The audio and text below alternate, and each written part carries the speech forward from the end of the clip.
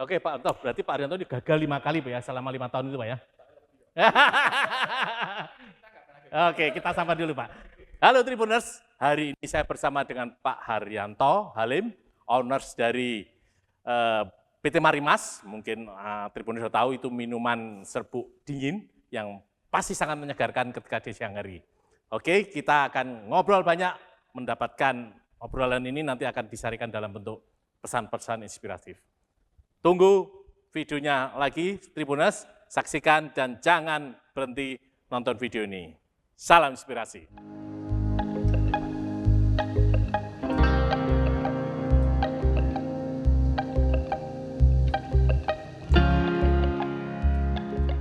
Oke, selamat pagi Pak Haryanto. Pagi. Pak, kita buka dulu yuk. Oke. Tribuners, kami sudah di PT Marimas, sudah ketemu Pak Haryanto. Dan sebelum ngobrol panjang Pak, kita minum dulu Pak. Oh ya. Ini salah satu produk dari Marimas. Iya. Ini apa Pak Haryanto kalau boleh dijelaskan? Ini dari serbat jangkrik Mas. Serbat jangkrik Mas. Iya. Oke. Wah, luar biasa Pak. Pedes ya. Pedes. Tapi tidak sepedes omelan istri. Oke Pak Haryanto, sebelum kita ngobrol panjang nanti Pak mengenai, ini kan ruang inspirasi Pak ya.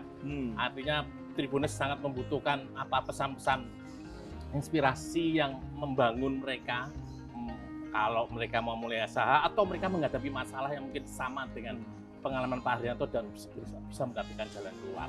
Dan mungkin yang pertama Pak Haryanto bisa cerita dulu kapan dan bagaimana Bapak memulai perusahaan ini Pak. Nah silahkan Tribuners nanti akan bisa menyimak. Silakan Pak Haryanto. Saya lihat sana atau lihat Bapak? sana Pak. Ya, kalau Marimas itu dimulai tahun 95 sih, di akhir 95 bulan Agustusan gitulah. Tapi sebelumnya agak panjang ceritanya. Jadi saya sebenarnya kuliah di Amerika itu dari tahun 85 sampai 90. Ya. 90 pulang ke tanah air, bawa gelar S2. Wis. Master of Food Science and Technology dari University of California, Davis. Teknologi pangan Pak. Teknologi pangan. Oke. Jadi keren. Keren. Lah, keren itu mendadak jadi agak mengagetkan karena ternyata waktu saya pulang Indonesia saya lihat di supermarket, di pasar basah, makanan itu dari yang kecil sampai besar, dari yang murah sampai mahal itu sudah ada semua.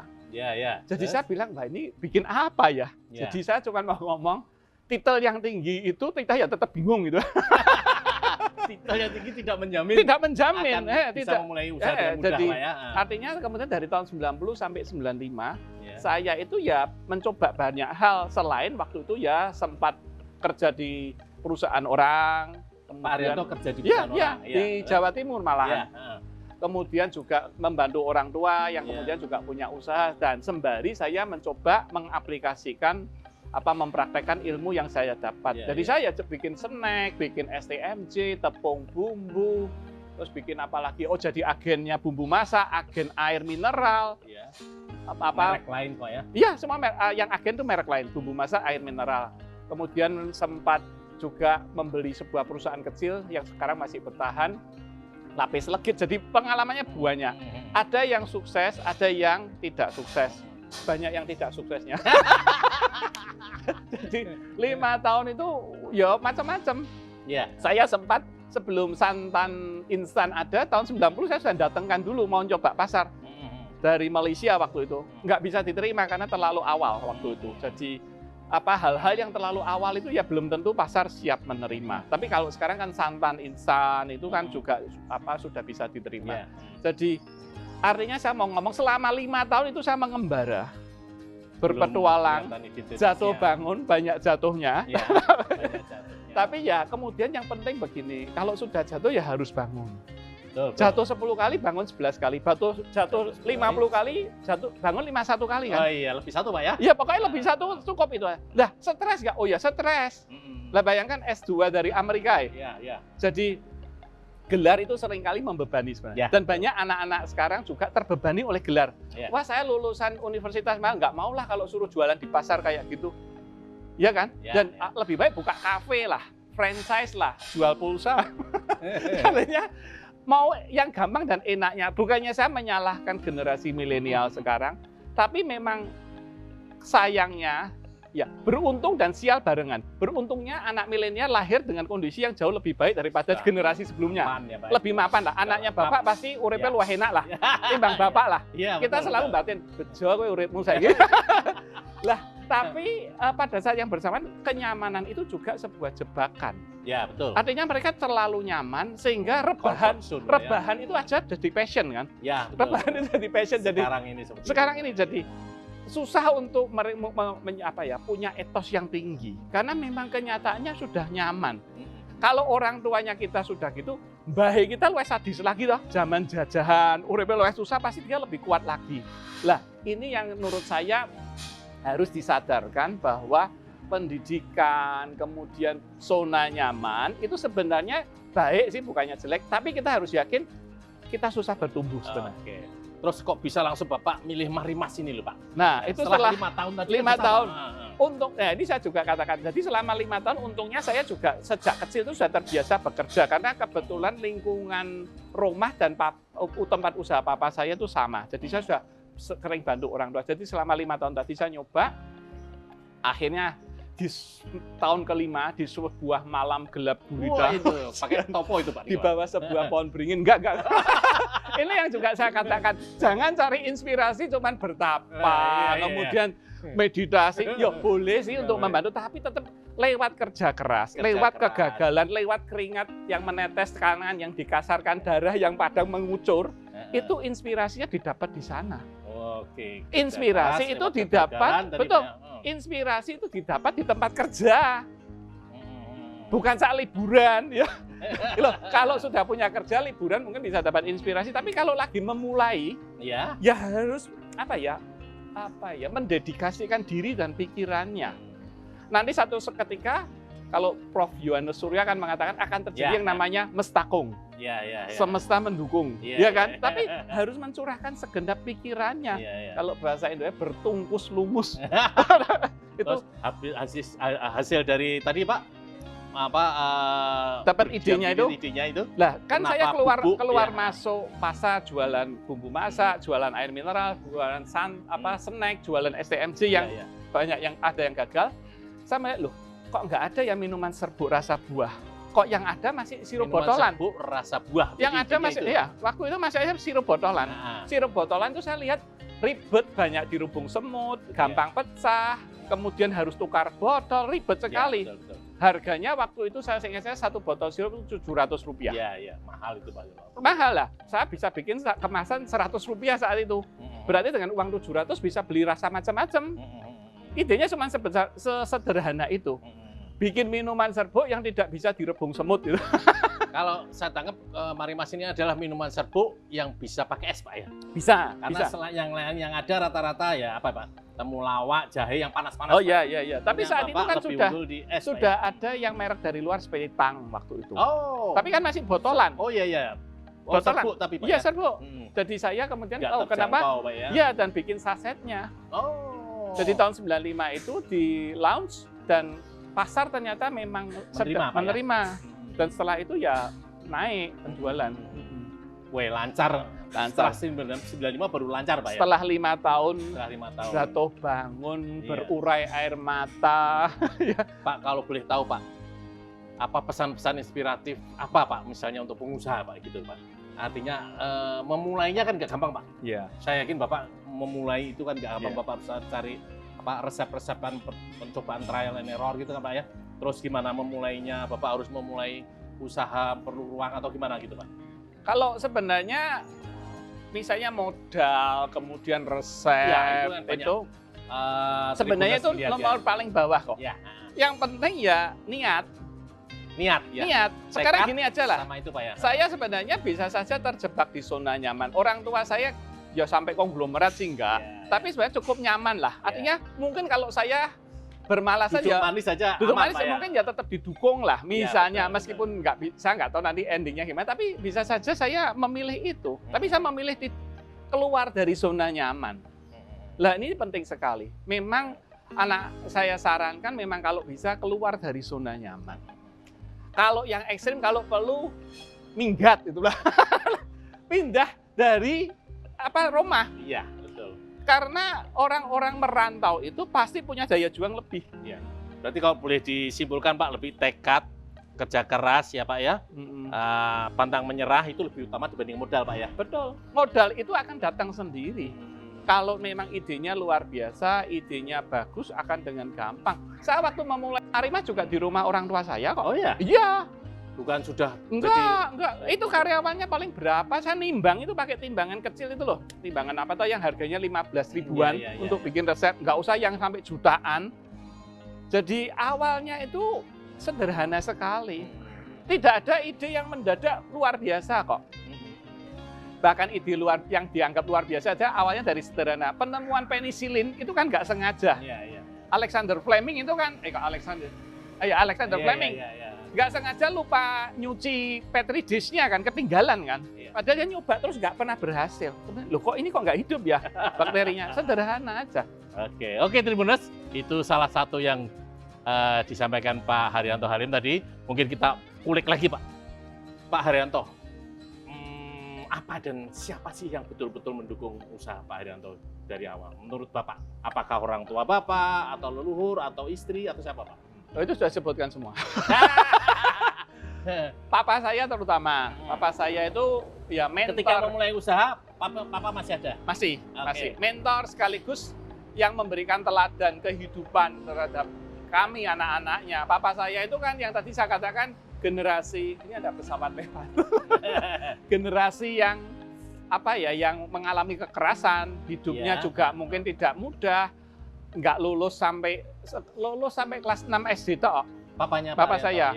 Kemudian tinggalnya di kampung, harus jualan di pasar. Kemudian juga nggak boleh pakai sepatu saat pulang sekolah oleh engkong saya. Kalau sepatu dipakainya di sekolah, kalau dipakai pulang dihajar kalau ketahuan. Bapaknya Pak Haryanto juga pengusaha? Waktu itu belum. Oh ya, waktu zamannya sudah mulai pengusaha. Tapi saya mau cerita masa kecil papa saya demikian susah. Dan itu kemudian membentuk watak papa saya yang sederhana dan pekerja keras. Oh ya? Dan itu ditunjukkan kepada kami tanpa banyak kata-kata. Lah kami anak-anaknya nyerap. Tanpa banyak kata-kata? Meneladani gitu aja kita. Teladan, dia nggak pernah ngomong, ayo piye. Dia cuman, pakai celana pendek, jarang pakai sepatu. Kalau di rumah loh ya, kalau ada tamu pun kadang sudah cokoran. Karena ya itu waktu kecil, dia sering diajar papahnya, engkong saya. Kalau pulang dari sekolah pakai sepatu nggak boleh. Karena sepatunya cepat rusak. Sepatunya cuma boleh dipakai di sekolah gitu loh. Jadi itu menggambarkan betapa susahnya hidupnya saat itu. Tapi juga kemudian sosok papa saya sangat sederhana sekali. Pak Haryanto masih ingat nggak kira-kira? Saya yakin ada pesan-pesan inspiratif dari papanya Pak Haryanto. Untuk Bapak memulai itu apa Pak kira-kira bisa dibagi sama? Satu kata itu seringkali beliau bilang Haugan Bu Haozi. Apa itu Pak? Haugan Bu Haozi itu bahasa Mandarin. Rupanya apik tapi pangan gak enak. Iya, artinya bisnis itu nggak usah ketok mewah, keren, tapi itu tapi utang. Oh. Lebih baik modal sendiri Pak. Biasa-biasa, tapi bisa dinikmati gitulah. Ya siapa ya? Artinya ya jangan mengejar gengsi lah. Bisnis itu jangan esensinya ya tetap harus menghasilkan. Daripada buka kafe tapi tidak bisa menghasilkan, lebih baik buka burjo. Yang menghasilkan lah. Ya memang kalau orang tua saya itu pasti anti utang zaman dulu. Dan itu tapi membuat kita jadi lebih konservatif lah. Saya bukannya bilang utang itu salah, tapi bahwa memang harus konservatif dulu lah di awal-awal lah. Kecuali memang sudah cukup besar dan memang sudah harus berani investasi. Nah itu yang menurut saya salah satu yang saya ingat sekali, Haugan Bu Haozi tadi. Tribuners, mungkin saya buka rahasia ya, beberapa saya sudah baca referensi dari Pak Haryanto Halim ini. Beliau adalah budayawan, beliau adalah ketua paguyuban Semawis Pak ya? Kopi Semawis, dan juga dosen Unika. Nah Tribuners, saya yakin ada satu lagi. Pak Haryanto Halim ini adalah salah satu filantropis yang dimiliki Kota Semarang. Betul Pak ya? Beliau adalah orang yang mengasihi sesama dan mau meluangkan waktu, bukan filantropis lah, meluangkan waktu, tenaga, bahkan uangnya. Pak, kami melihat misalnya Bapak punya Akademi Mariput Pak ya, itu free semua kan Pak ya. Dan kita lihat Bapak ikut di Kopi Semawis, itu aktivitasnya juga luar biasa Pak ya. Di Yayasan Pendidikan Karangturi. Yayasan Pendidikan Karangturi. Di Telogrejo. Nah, Telogrejo kan Pak. Artinya ini sesuatu apa ya, yang kadang-kadang biasanya digunakan oleh pengusaha ketika misalnya sudah purna waktu atau apa ya kan. Tapi kami lihat Pak Haryanto sudah dari dulu melakukan itu. Apakah ini visi keluarga atau apa itu Pak? Atau memang Pak Haryanto, karena kami lihat pendidikan Pak Haryanto kan teknologi pangan, jauh-jauh bener ya kan. Biasanya hasilnya kalau teknologi pangan biasanya roti yang bentuk yang aneh atau apa, bukan bubuk minuman itu. Ini juga loh. Monggo silakan Pak Haryanto. Ya, tapi sebenarnya saya pengen memberi apresiasi. Tadi saya bilang papa saya. Yang kedua tuh istri memang. Oh istri. Istri. Itu memberi dorongan atau memberikan apa? Dan memberi dukungan. Istri saya itu, kami pacaran 10 tahun. Oh ya? The one and only. Di Semarang atau di Amerika Pak? Di Semarang. Teman SMA. Teman SMA di Karangturi Pak ya? Di Karangturi. Dan kemudian kami sekarang menikah sudah 29 tahun. Oh ya? Jadi saya kenal istri itu 39 tahun. Ini salah satu yang pengen saya katakan. Kesetiaan itu menurut saya juga unsur yang penting sih. Memotivasi itu Pak ya? Dan menurut saya juga itu, bagi saya ya, mungkin yang lain setuju atau enggak monggo, tapi menjadi pelengkap dari nilai kehidupan kita selain bekerja. Iya, betul. Artinya ya gini, artinya buat saya sukses menjadi sia-sia kalau kesetiaan itu tidak ada, itu aja lah.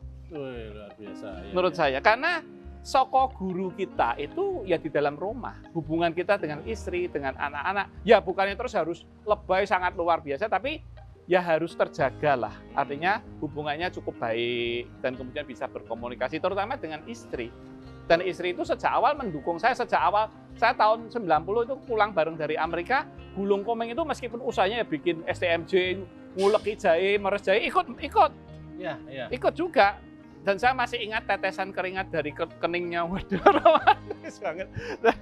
Itu cerita masa lalu Betul, Pak ya? dan itu menurut saya hal yang harus kita pegang dan menjadi sebuah penghargaan kita. Bahwa sama-sama merintis, sama-sama berusaha, dan itu pasti bukan karena saya saja, ada hal-hal ini yang cukup penting yang mendukung saya. Lah, menurut saya dalam orang bekerja itu harus diingat siapa yang mendampingi kita dari selama itu. Dan itu baik untuk budaya di usahanya juga nantinya. Kalau enggak kan nanti misalnya apa yang dilihat oleh anak buah saya kan juga tercermin bagaimana hubungan saya dengan istri gitu kan. Bukannya untuk narsis, tapi memang yang benar ya begitu menurut saya. Oke. Itu yang kedua. Nah, yang ketiga kalau yang soal organisasi, yang pengaruhnya besar mertua saya. Oh ya? Iya. Kenapa? Ceritanya gimana Pak? Mertua saya itu yang narik saya ke Karangturi, ke Telogrejo, dan yang menyadarkan saya soal organisasi. Mertua saya boleh saya sebut nggak apa-apa ya? Boleh. Adiknya Pak Kwek Yanggi. Oh, adik kandung ya? Adik kandung, dan jadi beliau itu sangat aktif di organisasi, dan saya melihat kok ya seru gitu kan. Jadi kemudian mulai ditarik dan saya mulai aktif, dan saya kemudian mulai menikmatinya juga. Gitu. Iya. Jadi kalau ditanya kenapa kok sejak awal sudah, kemudian juga mungkin keaktifan di Unika Sugio Pranoto, itu juga teman saya, sobat saya Prof. Budi Widyanarko itu juga narik, sehingga saya awal menjadi dosen teknologi pangan ya di sana. Itu kejebak atau gimana tuh? Mungkin terjebak, tapi buat saya berbagi Pak ya? Ya sesuatu yang menyenangkan lah, hal yang tidak terduga tapi hasilnya menyenangkan karena saya jadi terekspos dengan dunia akademis, dan saya menikmati paparan dengan berbagai macam ilmu, kemudian ya banyak belajar soal filosofi, budaya, ya sosial juga. Oke Pak, ini sangat menginspirasi Tribuners buat kita semua. Tapi mungkin kalau saya boleh satu lagi Pak, saya pernah baca artikel Bapak di Tribun Jateng Pak. Mohon maaf kalau mengingatkan Pak, ketika Ibu Pak Haryanto meninggal, ternyata semua sumbangan Bapak malah memberikan sumbangan ke yayasan-yayasan sosial. Itu ceritanya gimana itu Pak? Itu juga budaya keluarga kami. Keluarga, ya, Papa saya kalau ada yang menikah atau ada yang meninggal, memang uang hasil yang sumbangan dari tamu itu selalu disumbangkan. Baik rasa bahagia maupun saat kita bersedih, selalu malah disumbangkan. Buat saya kok bagus, dan itu saya lakukan pada saat papa saya meninggal pun kami ya sumbangkan, saat mama saya meninggal ya kami sumbangkan, saat putri saya menikah ya tak sumbangkan juga uang hasilnya, tapi tetap saya nggak ganti anak saya.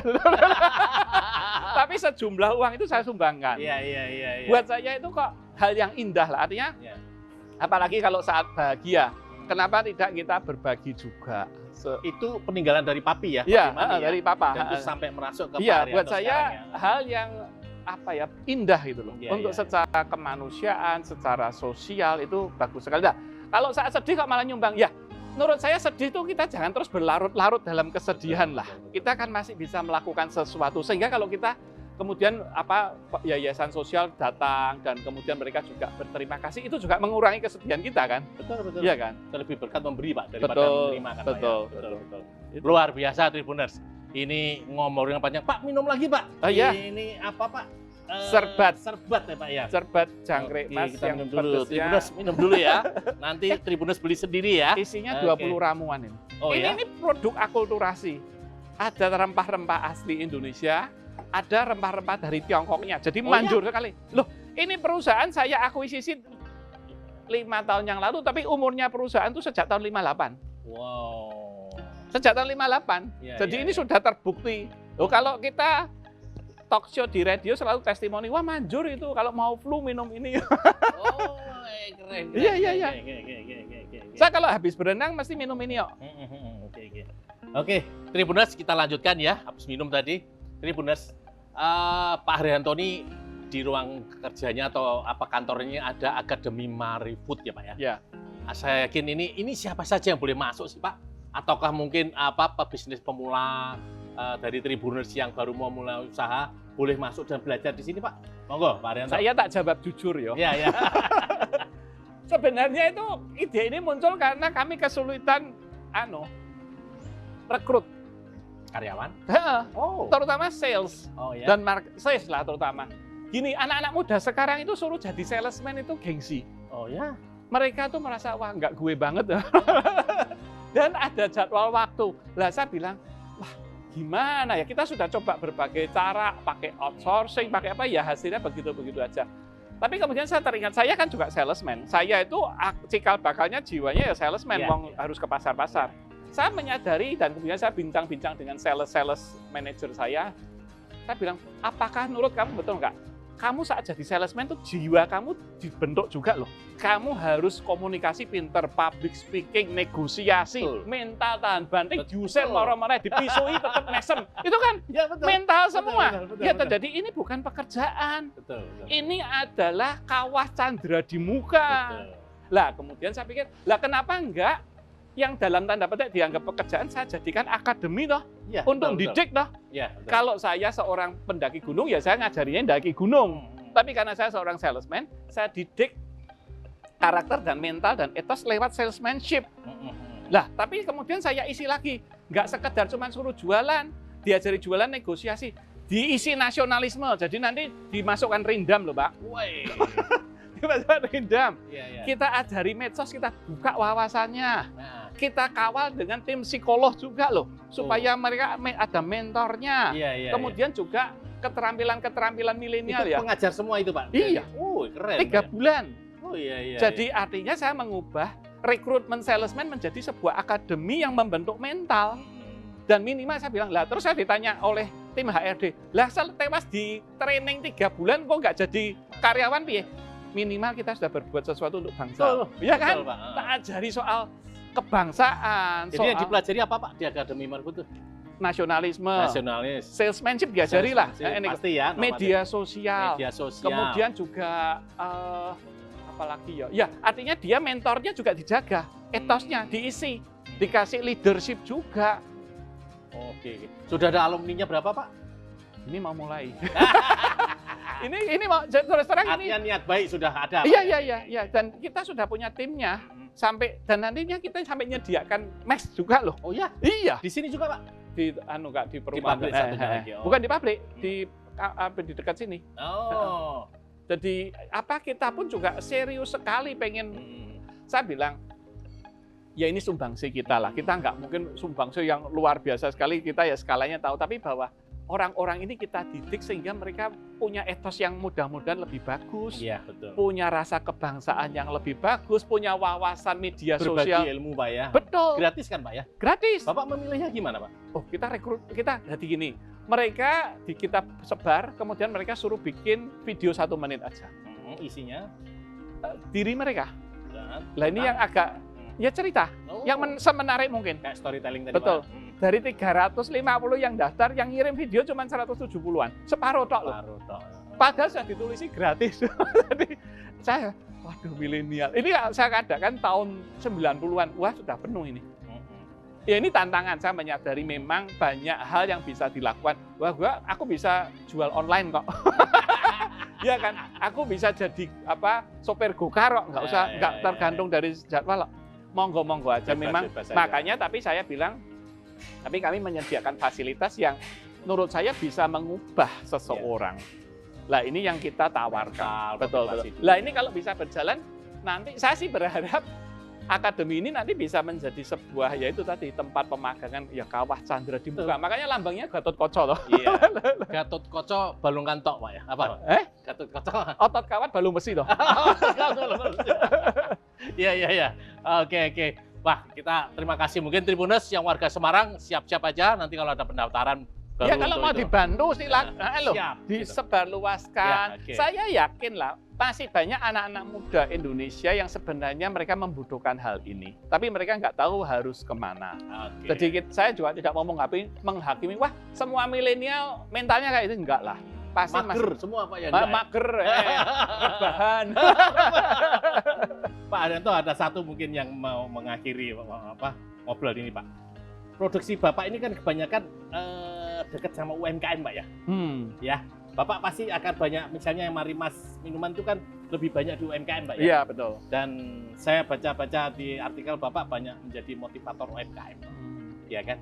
Kira-kira apa yang bisa disampaikan oleh Tribuners ini? Misalnya dia akan membuka UMKM, ingin jadi distribusi dari produk Bapak, apa gitu syarat-syaratnya atau apa gitu, Pak? Ya, kalau saya sekarang istilah kerennya kolaborasi gitu ya. Kolaborasi. Ya. Artinya kolaborasi ya mereka mungkin bisa bantu menjualkan produk saya kalau mereka usaha warungan. Misalnya ini bisa dijual herbal ice yang ekstrak temulawak.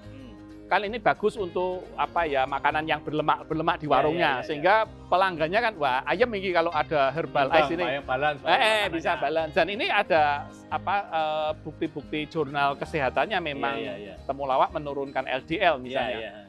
Tapi selain itu apa yang bisa kami berikan, ya kami bisa minimal factory visit gratis. Jadi mereka bisa datang mengunjungi pabrik kami. Kemudian kami ada pelatihan-pelatihan ya hampir mirip dengan yang akademi, tapi kalau akademi kan 3 bulan full. Ini bisa misalnya pelatihan mengenai pembukuan.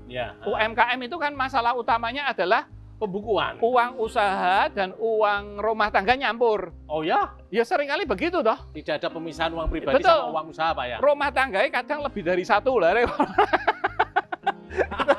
Itu repot benar. Itu analisa Bapak ya berarti ya? Iya, saya seringkali kebanyakan membagi uang pribadi dan uang usaha. Betul. Terus harusnya gimana itu, Pak? Lah itu makanya kita kita kasihkan pelatihan, kita tunjukkan ini loh ada program-program sederhana, aplikasi buku kas atau apa yang bisa dipakai. Pak Haryanto memberikan pendidikan ke UMKM? Iya, pelatihan. Kemudian juga mental dibentuk bahwa yang kemarin saya selalu tekankan, jangan sampai kalau usahanya mulai naik langsung ubah gaya hidup. Iya. Wah itu sangat sering sekali. Riskan tuh, Pak ya?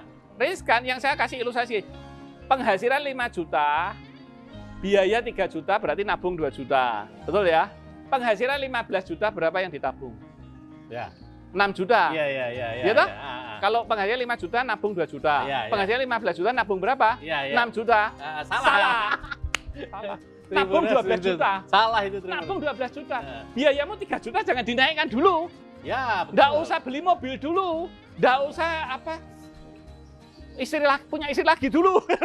Artinya gunakanlah gaya hidupmu dulu. Betul. Keuntungan itu untuk usaha dulu. Akar itu harus dikuati dulu. Jangan mulai positif, wah jijik gue ya. Nanti gaya hidup berubah, Pak. Gaya hidup berubah. Konsumtif, Pak ya. Betul. Jadi Ini sih prinsip saya, tapi mungkin orang bisa berprinsip beda. Tapi itu yang saya yakini benar. Fondasi rumah harus kuat, baru ditumpuk lagi di atasnya. Belum apa-apa sudah dikasih macam-macam, pas jebol. Jadi itu menurut saya, yang menurut saya penting untuk para pelaku usaha awal itu bagaimana mereka harus ngatur keuangan, bagaimana mereka juga harus marketing, berpromosi, kemudian tahu soal hukum, misalnya hak merek misalnya. Menurut saya harus diingatkan. Kalau punya merek bagus, daftarkan dulu, patenkan dulu, kan biayanya juga nggak sampai terlalu mahal. Kemudian juga yang tadi, sikap mentalnya harus dibentuk. Orang gampang sekali kok. Sifat orang tuh paling gampang dilihat kalau punya uang banyak, wes itu aja. Aslinya keluar Pak ya? Aslinya keluar semua. Betul, keluar semua. Dan makin kalau dasarnya boros, makin boros. Iya, betul. Gitu aja. Itu akan terlihat sekali kok. Oke, Tribuners. Semua yang dikatakan Pak Haryanto tadi sebetulnya ada di IG-nya. Banyak sekali pesan-pesan inspiratif ya Pak ya. Apa Pak IG-nya Pak Haryanto? Haryanto Halim. Haryanto Halim. Facebook juga Haryanto Halim. Banyak sekali dari Pak Haryanto ini dia buat sendiri, Tribuners, edit sendiri. Mungkin kita tanya langsung aja. Pak Haryanto, gimana sih Bapak bisa membuat video sendiri? Idenya tuh, Bapak memulainya tuh gimana? Waktu itu saya juga dari dulu tuh pengen menyampaikan sesuatu, tapi kan selama ini harus lewat agensi iklan, harus lewat nanti sutradara mengeksekusi dan harus punya peralatan.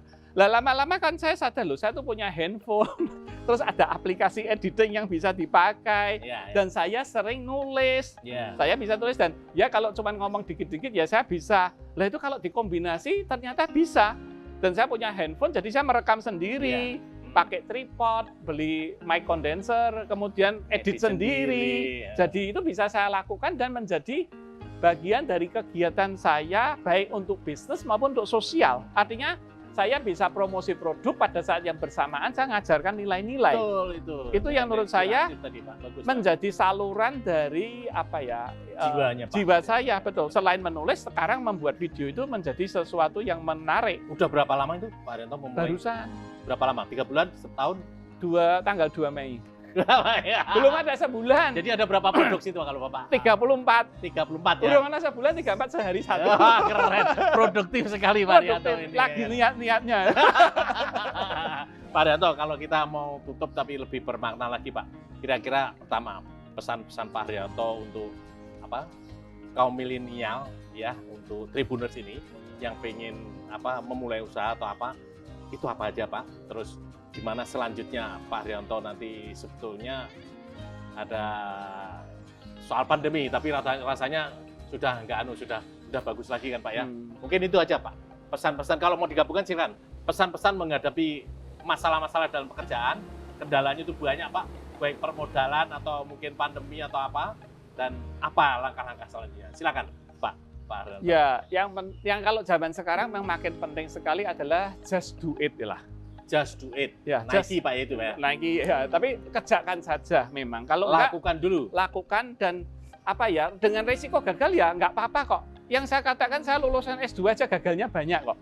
Ya kan? Jadi gagal itu bagian yang akan mewarnai langkah kita selanjutnya. Bagian dari fondasi itu ya gagal. Langkah pertama akan menentukan langkah betul, selanjutnya. Jadi gagal itu ya material, mungkin ya cor-corannya itu ya gagal kita. Kalau nggak ada gagal nggak mungkin jadi fondasi kok. Dan yang penting gini, menyikapi gagal gimana? Nggak boleh sedih, boleh. Nangis boleh, stres boleh, galau boleh. Jo kesuwen, itu aja. Move on Pak ya? Iya, paling mau sedih-sedih ya paling berapa hari lah. Setelah itu ya bangkit lagi, keluar kamar lagi, mandi, keramas lagi, ayo, apa. Jangan terus terbawa, aduh ini gagal, wah ini gimana nasibku ini. 2 tahun neng kamar, ya nggak bisa. Jadi gagal lebihin 1 tadi Pak ya? Betul, stres boleh. Jadi saya selalu kurang setuju kalau wah nggak boleh, harus pokoknya saya bisa. Nggak apa-apa kok, nangis sedih nggak apa-apa kok. Itu bagian dari kemanusiaan kita. Malu nggak apa-apa. Setelah itu ya sudah bangkit lagi toh. Itu aja. Jadi jalanilah kayak orang kalau milenial sekarang lah. Zaman sekarang milenial nembak itu ditolak ya wes toh, masih ada yang nembak cewek Pak ya? Yang lain gitu. Iya kan? Kan sama, ya kan? Wah, bawa takut. Lah yang menembak itu kan cuma 2, gagal apa berhasil, gitu kan? Ya kan? Cuman itu aja. Apa tolak. Nah, wes kebiasaan ya wes nggak apa-apa. Gini saya kasih tahu juga, jangan sampai kita terjebak gini. Beli buku, mau pengen belajar berenang, beli di buku How to Swim, bagaimana berenang, dibaca. Wah, ternyata caranya gini ya, gerakannya ya. Nafas ambil gini pakai mulut, kemudian gerakan ini.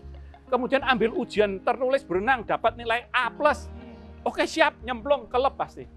Karena dia nggak pernah berenang sebelumnya. Iya. Jebule, wah demi kok ini. Harus pernah berenang. Loh, baca teorinya boleh? Boleh baca teorinya. Tapi harus nyemplung. Harus praktek, pernah kelep, nggak apa-apa. Nah, cuman baca teorinya, hati-hati kalau mau tenggelaman. Oh, ngerti caranya supaya nggak tenggelam. Nyemplung tenan tetap tenggelam. Pernah kemasukan air, nggak apa-apa. Jadi teori dan praktek itu harus digabung. Bahkan harus dibanyakin prakteknya, cuman itu aja. Oke. Just do it tadi. Just do it. Terima kasih. Pak Haryanto, kalau bisa disarikan tadi kan pantang menyerah Pak, tadi kan. Pantang menyerah, tekad lebih utama dibanding modal Pak ya. Stres boleh. Stres boleh. Ojo kesuwen. Kerja keras pasti ya kan. Terus kesetiaan. Satu lagi yang awal tadi kolaborasi Pak ya. Kolaborasi. Karena kolaborasi ini menentukan masa depan dari perusahaan kita gitu Pak ya. Betul, dan juga tanggung jawab sosial, wujud tanggung jawab sosial. Betul. Artinya maksudnya gimana Pak? Loh, dengan kolaborasi dengan UMKM misalnya, itu kan tanggung jawab kita sosial, kita membimbing mereka, kita ngajari mereka.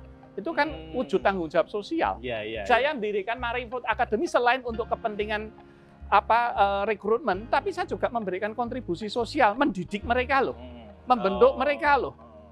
Kayak CSR Pak ya? Kayak CSR, iya betul. Iya. Terima kasih Pak Haryanto. Iya. Terima kasih atas waktunya nih. Tribuners, kita sudah hampir 30 menit kita ngobrol sama Pak Haryanto Halim ini. Rasanya tadi kalau disarikan banyak. Simak videonya nanti di Ruang Inspirasi Tribun Jateng dan saksikan ngobrol di Ruang Inspirasi Tribun Jateng bersama tokoh-tokoh motivator lain yang lebih nanti banyak lagi dan lebih menginspirasi Tribuners. Salam inspirasi.